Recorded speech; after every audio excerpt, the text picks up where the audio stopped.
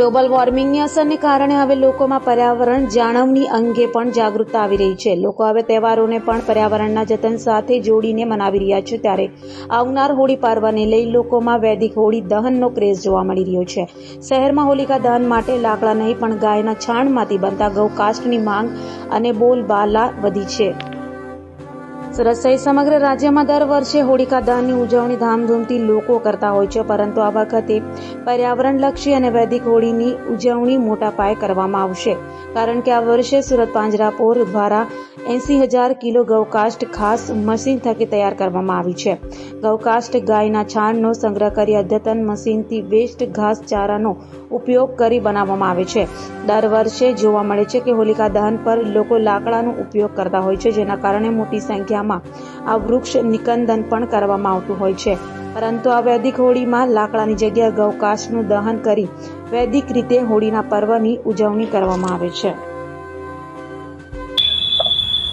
ચાલો, આપનો પરિચય અને સંસ્થાનો પરિચય. હોળીની તૈયારી. Atul Vora, general manager, Surat Panjrapol. આપ અહીં જે અમારી ઘોડદોડ શાખા પર જે વૈદિક હોળી જોઈ રહ્યા છો, એનું કારણ એ છે કે અત્યારે વસંત અને હેમંત ઋતુ કે જે એનો સંધિકાળ ભેગો થાય છે અને એને લઈને જે વાતાવરણ પ્રદૂષિત થાય છે, વાતાવરણમાં જે વિષાણુઓ પેદા થાય છે, તો એનો નાશ કરવા માટે ગાયના છાણમાંથી બનાવેલા ગોબર સ્ટિક એનો જો આપણે ઉપયોગ કરીએ તો એ વિષાણુઓ નાશ પામે છે, વાતાવરણ શુદ્ધ થાય છે અને પર્યાવરણ જો શુદ્ધ થાય તો આપણા બધા સૌનું સ્વાસ્થ્ય પણ સારું રહે છે.